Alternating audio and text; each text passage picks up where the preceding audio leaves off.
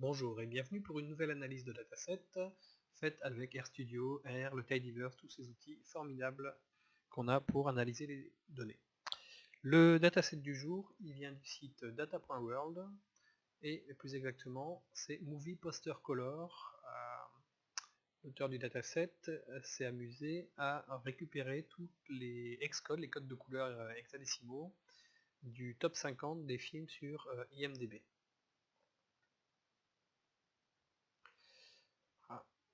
Donc on a une cinquantaine, ça parle du top 250, et par rapport aux affiches, il a été récupéré les codes de couleur, par exemple sur Spider-Man.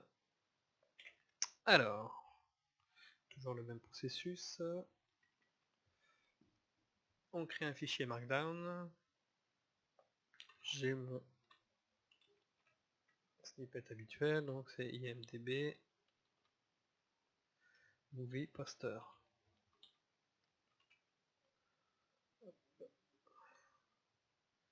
Je mets toujours d'où ça vient.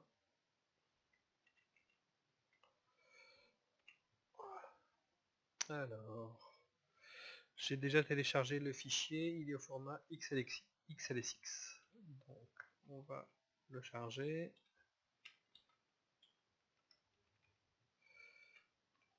Je l'ai mis dans un dossier. Voilà. Si je n'exécute pas les librairies, c'est bon. Alors il est un peu long à charger, il y a 50 mégas je crois à peu près. Voilà. On va regarder de quoi il a l'air.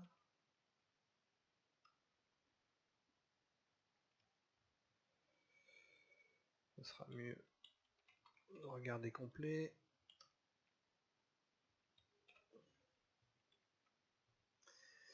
Alors, oula, 1 million d'entrées. Donc la première colonne, on va pouvoir la virer. Le film, les codes décimaux et une colonne count. C'est pas trop ce que ça veut dire pour l'instant. Ok. Alors, on va modifier un peu ça. Chaque fois que je charge un dataset, j'aime bien utiliser cette fonction clean names du package janitor qui va mettre en forme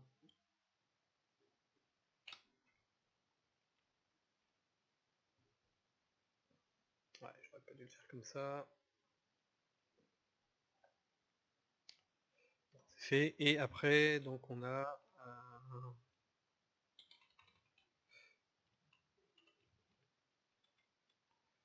voilà, la première colonne on n'en a pas besoin, donc on va l'enlever. Oups.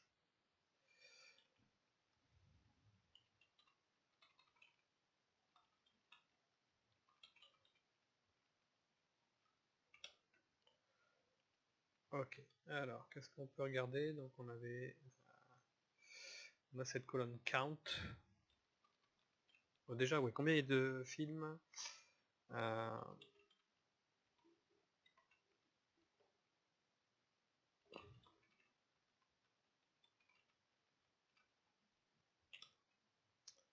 Donc finalement c'est pas le top 50 mais le top 59, il y a 59 films différents. Ok, et pour chaque film on a un paquet de codes hexadécimaux, plus de 20 000. Donc on va essayer quand même de trouver un moyen de réduire ça pour créer de nouvelles palettes de couleurs, ce qui serait amusant, pour avoir des palettes de couleurs proches des affiches de films qu'on pourrait utiliser dans d'autres travaux avec R et RStudio. Donc voilà pour les couleurs. Qu'est-ce qu'on avait encore comme... Ouais. Tiens, on va faire ce count là,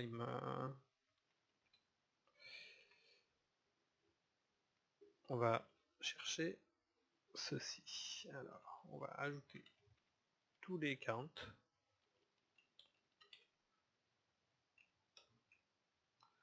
On tombe sur 1 950 316. Donc ça c'est le total de la colonne count qu'on avait là dans notre dataset. Et ça c'est pour les 59 films. Donc ça correspond à 33 124 Éléments par film. Qu'est-ce que c'est que ce 33124? Alors, il y a une fonction du package numbers, voilà, qui va me décomposer ce nombre en facteurs premiers. Voilà, donc 33124 c'est 2 x 2 x 7 x 13 x 7.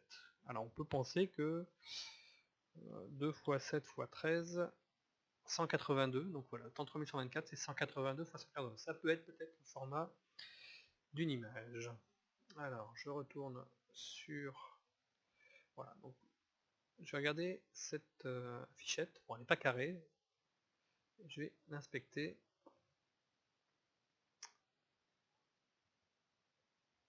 Alors, elle vient de là.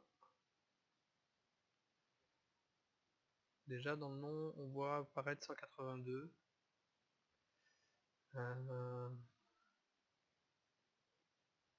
Voilà. Et ici, alors c'est pas 182 x 182, mais 182 x 268. Donc on peut penser, bon c'est peut-être pas tout à fait, ou l'image a été un peu tronquée, que c'est de là que viennent les chiffres qu'on avait dans ce dataset. Alors, qu'est-ce qu'on peut faire d'autre avec cette variable count? On aurait pu faire un histogramme.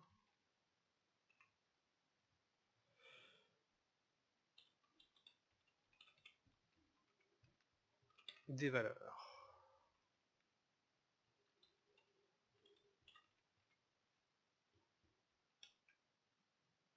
Oula. Alors on va le modifier, on va prendre le log 10 de count, parce que là on voit pas grand chose. Bon, même là, on a quand même énormément de couleurs qui ne sont comptées qu'une fois. Bon, c'est possible, hein, sur les codes de couleurs hexadécimaux, sur une image, s'il y a des couleurs très très proches, elles peuvent n'apparaître qu'une fois. Donc la distribution, elle est très très irrégulière. Il y a des couleurs qui apparaissent énormément, et d'autres beaucoup moins. Ok, alors si on voulait regarder ça, on pourrait regarder justement les couleurs qui apparaissent le plus. Alors, vu qu'il y a 1 million de lignes, ça va peut-être prendre un petit peu de temps.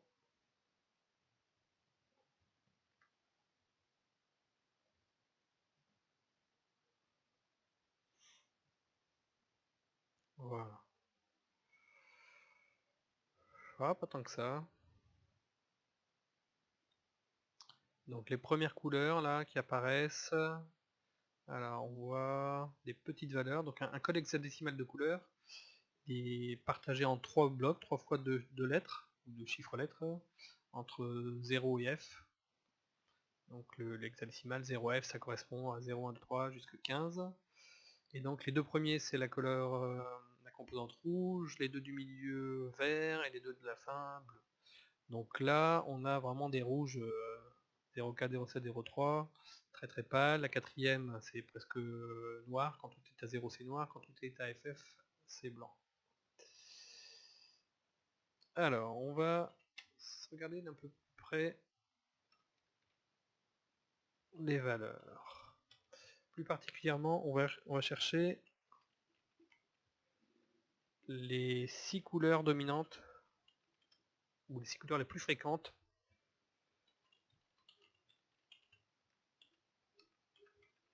sur chaque affiche.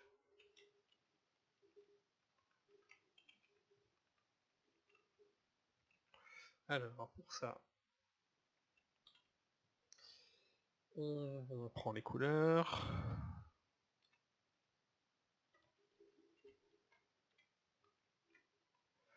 on groupe par film, et alors avec la fonction slice max, il n'y a pas besoin de faire de tri avant, on va chercher, voilà. Oups.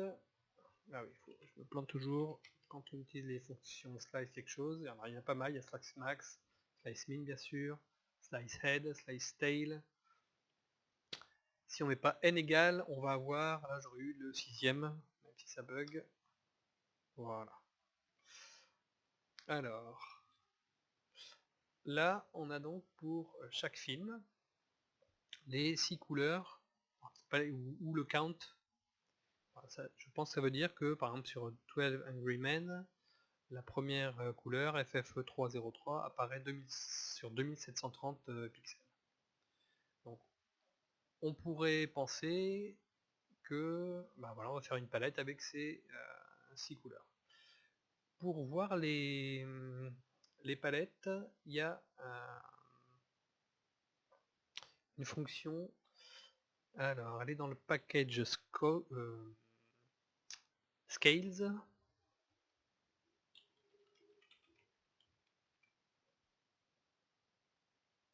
et c'est la fonction showCall.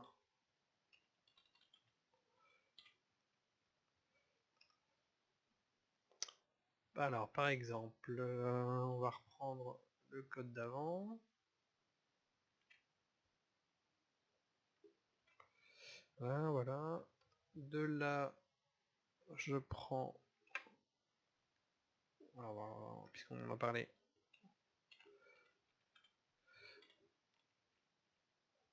la fonction slicehead, et on va extraire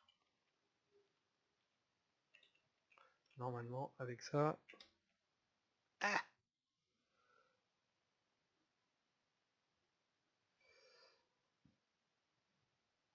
Pourquoi j'ai ça? J'ai plus de valeur que ce que je voulais.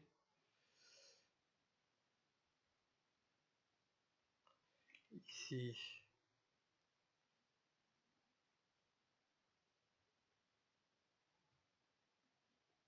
Bon, je sais pas pourquoi, on va tricher, enfin pas tricher, on va le faire autrement. Filtrer. Movie. Ouais, on va prendre Alien, ce sera plus rapide à taper. Voilà.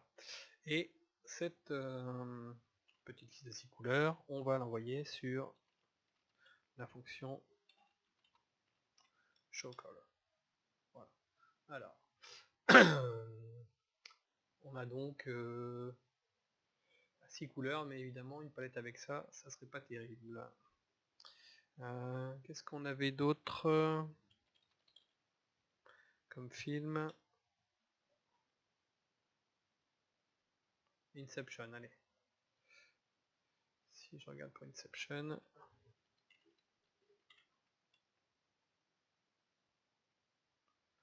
pas beaucoup mieux. Si on prend 12 couleurs, voilà, bon. Donc c'est pas forcément la bonne voie pour créer des palettes de couleurs inspirées des affiches de films. Donc peut-être qu'il faudrait faire autrement, puisque on a vu que sur chaque affiche de film, on a environ 20 000 couleurs. Donc l'idée, ça va être de clusteriser, de regrouper ces couleurs par proximité. Alors, comment on va faire ça? Comment donc on va travailler avec ces codes de couleurs hexadécimaux? L'idée, ça va être de les convertir en décimales, et une fois que ça se sera fait, on aura un petit peu comme des coordonnées dans l'espace, 3 x, y, z, là ce sera rouge, vert, bleu, et on fera des clusters avec ces valeurs. Donc première étape, arriver à convertir les données hexadécimales en nombres décimaux. Donc c'est plutôt une conversion. Alors on va passer par des fonctions, on aura besoin des valeurs qu'on va appeler x, toutes les valeurs possibles d'un chiffre en hexadécimal. Alors première fonction qu'on va créer, on va l'appeler hexdec, une fonction qui va prendre comme paramètre un caractère, qu'on veut donc transformer un caractère en hexadécimal. Alors ce caractère, déjà on va s'assurer qui soit pas passé en minuscule, puisque dans ma valeur x, j'ai tout en majuscule. Ensuite, l'idée c'est de retrouver sa position dans la chaîne x qui comprend toutes les valeurs possibles de caractères. Alors, pour ça, on va chercher, il faut décomposer, on va le faire dans la console. Donc la chaîne x, on va la décomposer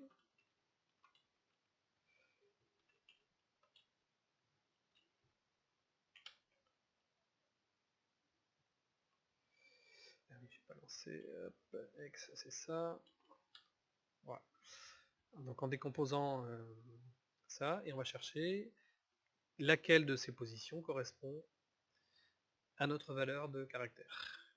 Donc avec la fonction which, on va avoir justement, donc je reprends mon, et en deuxième argument de which, on met le caractère. On teste, 29,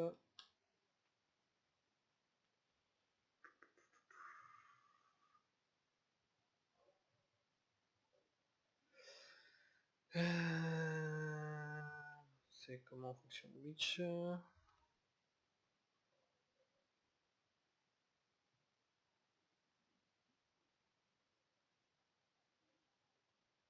égal, oups,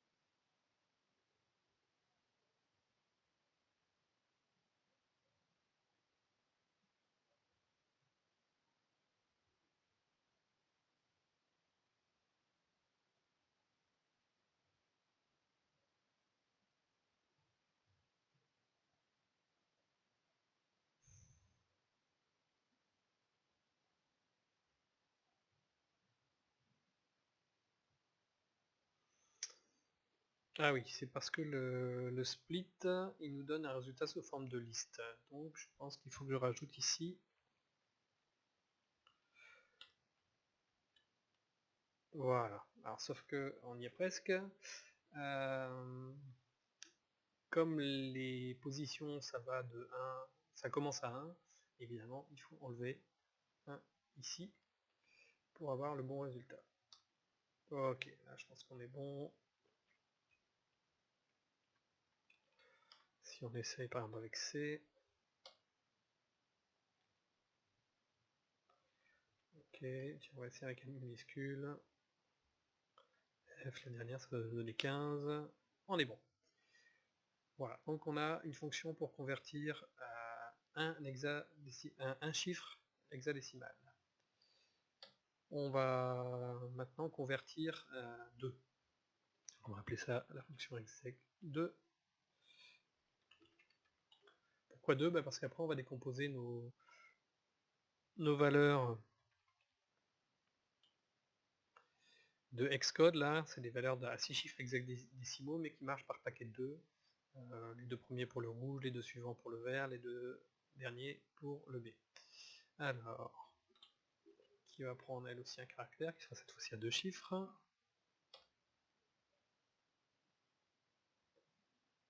Alors, l'idée, c'est que l'hexadécimal, c'est un peu comme une base 16. Par exemple, en base 10, 85, c'est 8 fois 10 plus 5. Donc, pour récupérer... alors, d'abord, une petite précaution. On remet... Pour récupérer la valeur décimale d'un hexadécimal à 2 chiffres, il va falloir...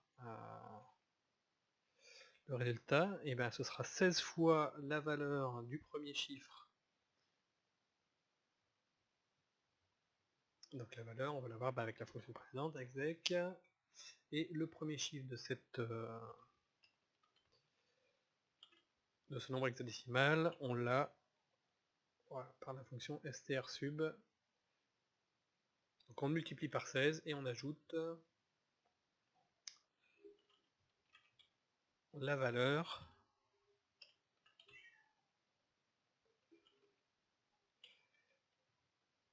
du deuxième chiffre. On fait un test. FF ça me donne 255. Ici je renvoie pas le résultat.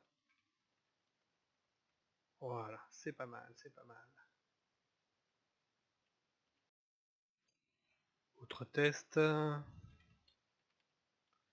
40, donc c'est 4 x 16, ça devrait donner 64. Ok, ça a l'air bon.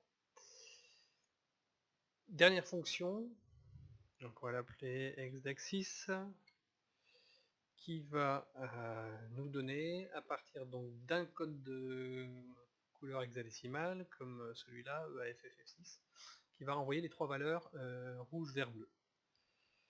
Donc, toujours à partir d'une chaîne de caractères, et bien sûr on va se servir de la fonction précédente. Sauf que là il faut envoyer trois valeurs, donc on va retourner à data frame. Alors, la composante rouge, ce sera la conversion de quoi? Ben, on va extraire les deux premières valeurs, donc attention au dièse à ne pas compter, donc ça va être strsub de char de 3. Les deuxième et troisième caractères de mon paramètre char. Pour le vert, la composante verte, ce sera 4 et 5.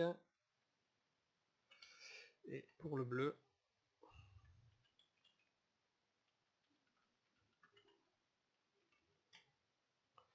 6, 7. Et cette fois-ci, on n'oublie pas de renvoyer cette valeur. On teste.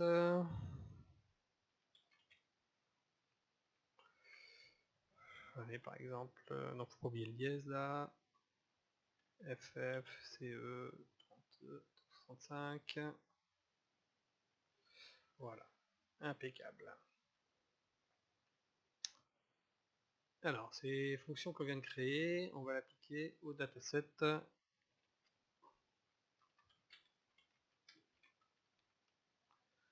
colors.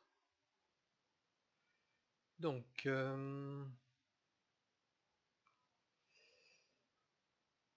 alors, qu'est-ce qu'il faut faire? Il faut, pour chaque couleur code, rajouter 3 champs qu'on va récupérer, donc 3 champs, RGB, conversion, avec la dernière fonction qu'on a faite. Alors, on va faire ça sur une petite portion. On va prendre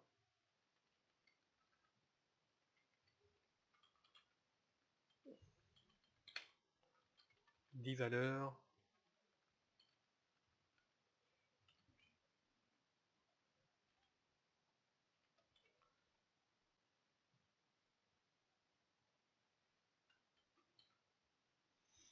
Ok, donc on a un petit extrait. Alors, l'idée ça va être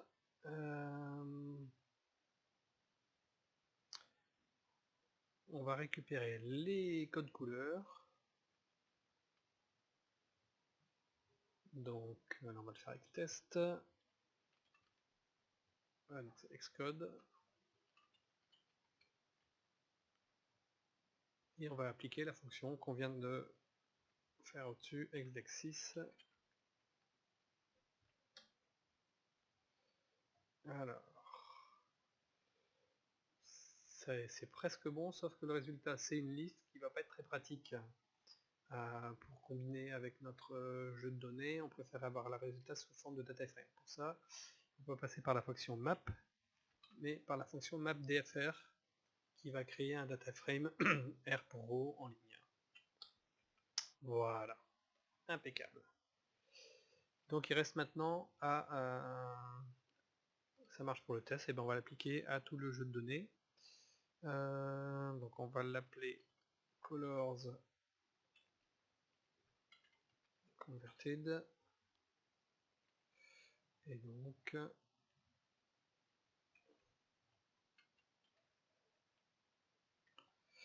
c'est plus à partir de test qu'on le fait, mais à partir de colors. Alors le temps de calcul il va être un petit peu long, parce qu'on a quand même 1 million de lignes à convertir. Petit truc que j'utilise beaucoup, TikTok. C'est pas la plateforme de vidéo, c'est ici. Voilà, avec ça, donc j'encadre la fonction qui va me prendre du temps entre deux fonctions tic et toc. Ça va juste me donner le temps d'exécution pour effectuer ça. On va donc lancer l'exécution de cette conversion. Bon, ça prend beaucoup de temps. Donc je vais mettre en pause et on reprend quand c'est évalué. Voilà, la conversion est terminée, ça a pris un peu plus de 11 minutes. On regarde ce qu'on obtient.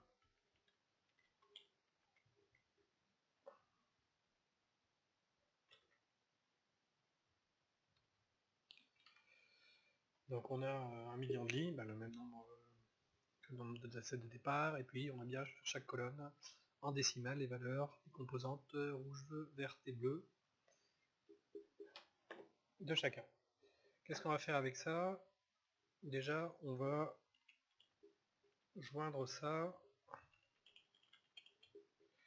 au jeu de données de départ. Avec bind calls, on prend les données de départ.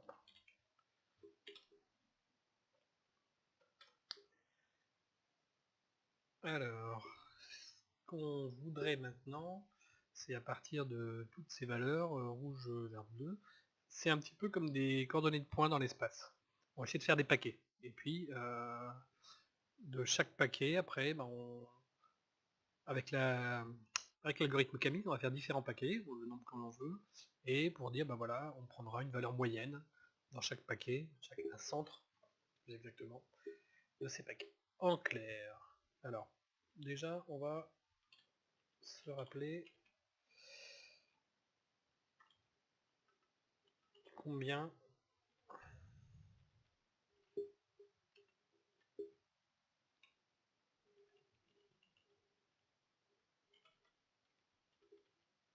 on avait. Voilà, et voilà.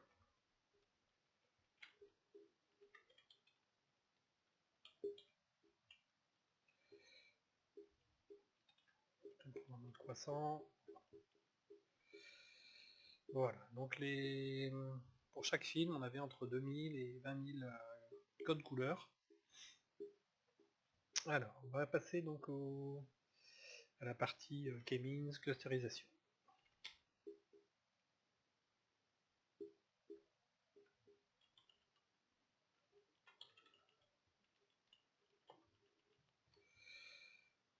Donc pour ça, on a une fonction K-means. Alors, la fonction K-means, il faudra convertir ça en matrix. C'est elle qui va faire donc ces paquets. Donc on a besoin du jeu de départ. Centers, c'est le nombre de centres. Alors, il y a plusieurs autres paramètres, on va laisser ceux de départ, il y a différents algorithmes. Alors, on va pas forcément tout de suite le faire sur tout le jeu de données, on va se concentrer sur un film.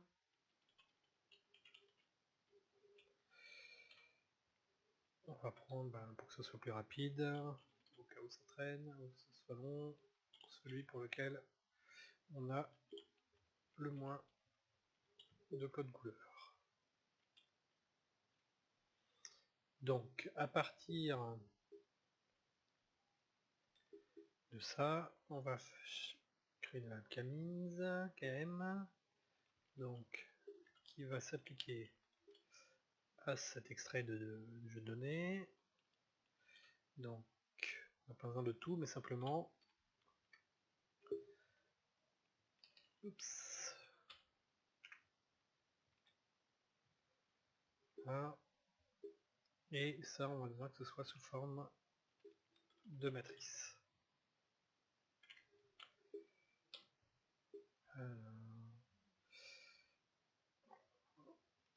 Voilà. Et comme nombre de centres, allez, on va commencer par 6, oui, pour 6. Qu'est-ce qu'on obtient? Alors, on obtient des moyennes de clusters, ça doit être les centres, un vecteur, des données statistiques, et puis donc sur le résultat obtenu, KM, il a différents parenthèses, différents paramètres, celui qui va nous intéresser je pense.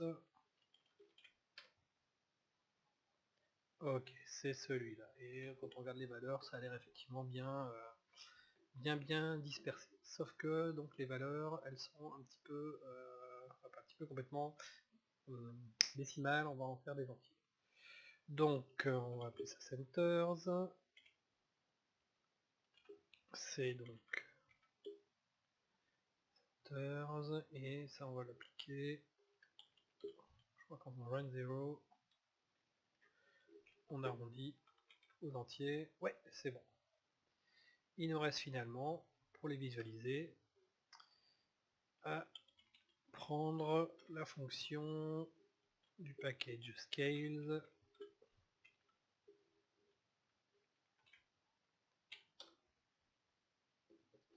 presque, on en a trop, je m'attendais à 6. Ah oui, bah bien sûr, oui. Il faut d'abord show call, ça s'applique je crois.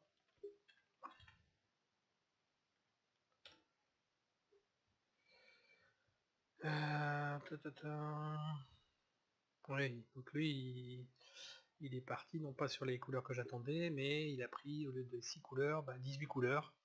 Et on a les codes il est censé marquer sur le graphe. Donc avant ça, il faut convertir. Ça, on n'en a pas besoin, ça sera pour après.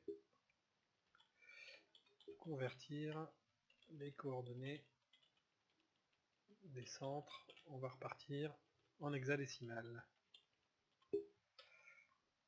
Alors, pour ça, on a une fonction qui est xmod. Ouais, voilà. Xmod, fonction de base, as.xmod, qui convertit, c'est exactement ce qu'on veut, un entier au format hexadécimal. Donc, il faut juste mettre ça en forme. Alors, center, oups.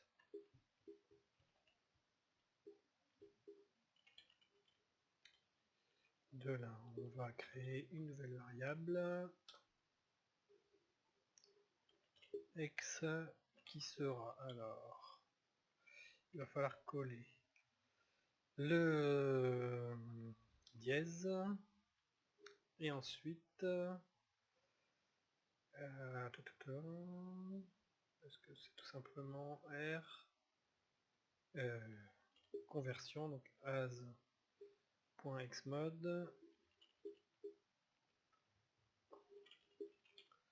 de R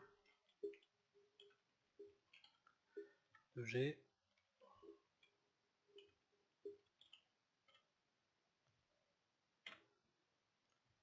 et de B. Oups. Alors, ah oui, centers qu'on a récupéré, c'est une matrice, donc il faut d'abord la convertir en table data frame. Voilà, et là on a exactement ce que l'on veut, et donc ce qui marchait pas tout à l'heure, ça devrait marcher maintenant.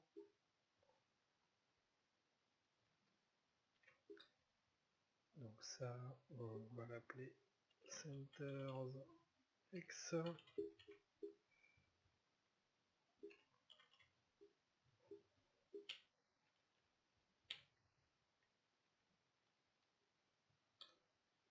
Ah,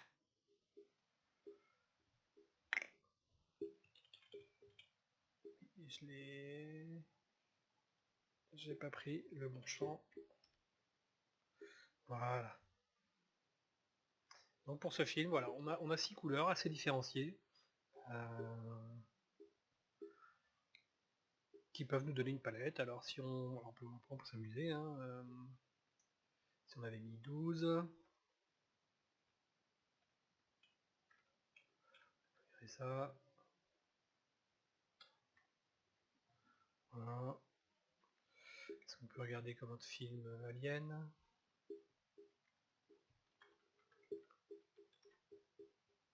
Voilà, donc pas mal. Voilà, hop.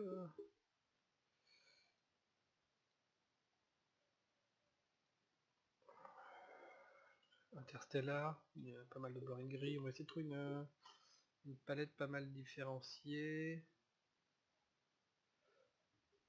Tiens, les Pulp Fiction.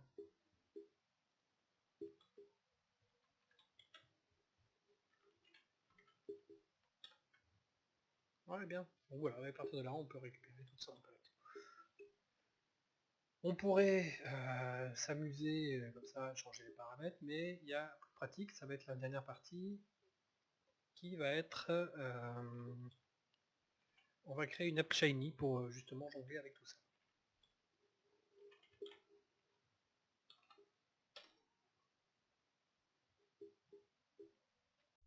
Une Shiny App, c'est quoi? C'est une application qui va permettre de visualiser, dans notre cas de figure, dans notre exemple, de visualiser facilement pour le film qu'on veut, le nombre de centres de couleurs que l'on veut, sans devoir, comme ici, fait avant, changer le code précédent. Alors, pour ça, on aura besoin de la librairie Shiny. J'aime bien utiliser aussi Shiny Dashboard, c'est un peu plus joli au niveau de la présentation. Oups. Charge. Alors, j'ai un petit snippet là aussi. Comme on utilise Shiny Dashboard, notre UI. Donc l'UI, c'est ce qui va en gros dessiner la structure de l'app, de la page, si on veut. Et puis après la fonction serveur, elle, c'est le mécanisme de tous les calculs. Donc là, ça va reprendre pas mal le code précédent. De quoi on a besoin pour ça? Alors, quand on fait une Shiny Dashboard, là aussi un autre snippet.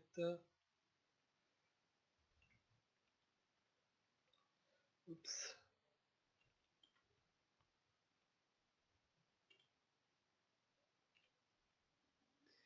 Un header, une sidebar et un body. Le header, on va rien mettre dedans. Donc dans la sidebar, on va mettre ici les... De quoi on va chercher la palette. Le film. Alors, pour choisir le film, on commence par un identifiant. Play Movie. Un titre. Le titre qui apparaîtra dans l'app. Et puis les choix possibles. Alors les choix possibles, on va les calculer à part. Qu'est-ce que c'est? Ce seront les valeurs différentes du champ. Oui, voilà, bien nos 59 films tous différents. Et donc ce sont ces valeurs que je vais mettre en choix de mon entrée pour les films. Et on va aussi bien sûr demander le nombre de couleurs que l'on veut. Pour la palette, le nombre de couleurs.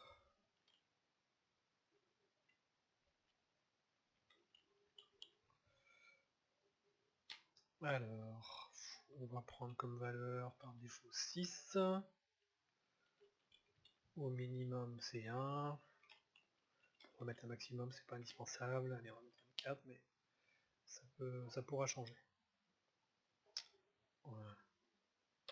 Dashboard body, ça, donc ça c'était pour la sidebar, les paramètres qu'on va rentrer sur le côté. Dashboard body, là on va mettre le résultat. Donc qu'est-ce qu'on voudra dans le résultat? Eh bien, on voudra la grille que nous donne la fonction showCall. Alors je pense que c'est une image, donc on va mettre un plot output.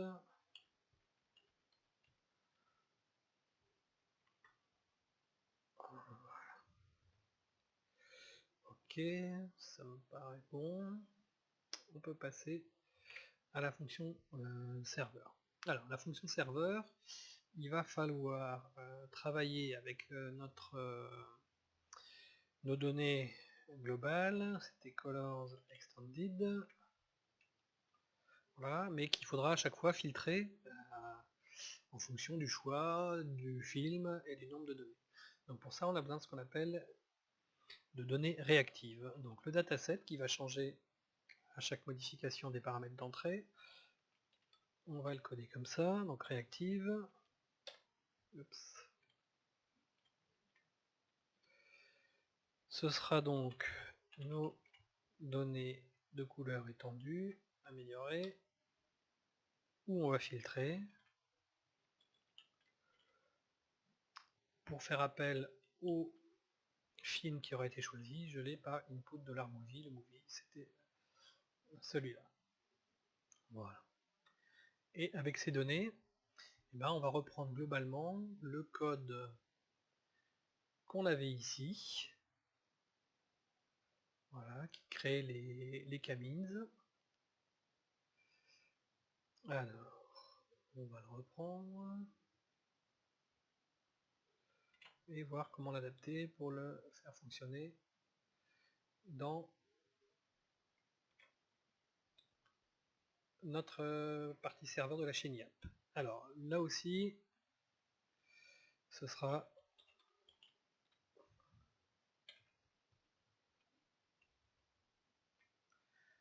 une valeur réactive. Ensuite, il faut partir non plus de sample, mais de dataset qu'on vient de créer. Alors chaque fois qu'on réutilise une donnée réactive dans une autre partie de la fonction serveur, il faut reprendre son nom et mettre double parenthèse derrière, sinon ça coince.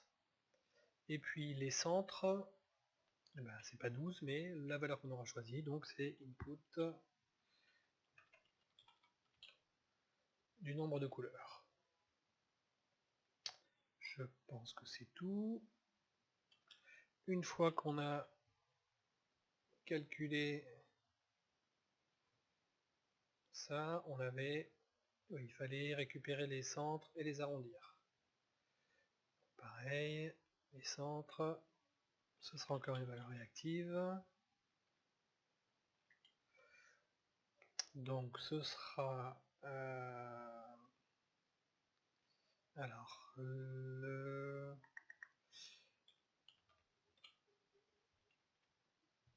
je crois qu'on ne peut pas travailler avec l'assignation $.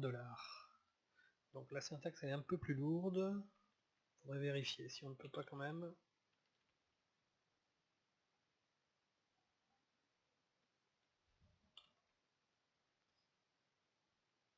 Et puis une fois qu'on a arrondi les centres, il fallait les convertir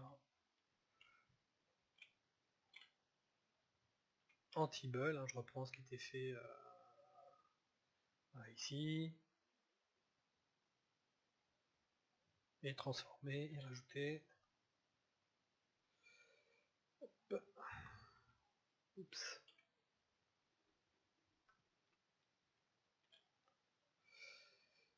Voilà.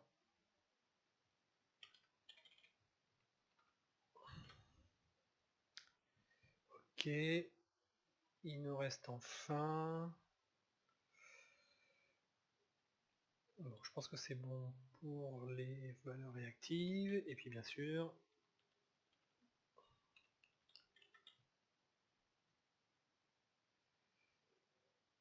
tracer la palette avec la fonction renderplot, output de leur image, ça fait écho à l'image qui est là dans l'UI. Et donc, on va appliquer la fonction showCall au centre, alors qui sont des valeurs réactives. Et là, on va prendre X, le code hexadécimal à 6 chiffres qu'on a créé. Allez, on teste.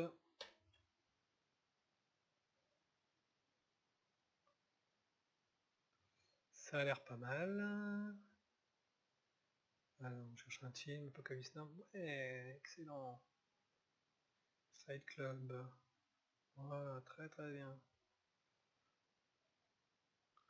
Si on veut 12 pour faire le club, ouais, pas besoin de s'y rentrer, c'est change automatiquement. 13, 14, 15, ok, on va reprendre 8.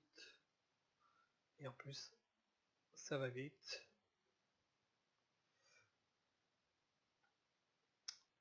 Voilà. Étape sympa, pas compliqué, donc voilà, on peut se faire des... Pour varier un petit peu les, les graphes, les plots qu'on peut tracer, bah, récupérer les données que propose cette app. Voilà, j'espère que ça vous aura plu, vous aura appris des choses pour cette vidéo sur l'analyse de données des IMDb Movie Poster Colors.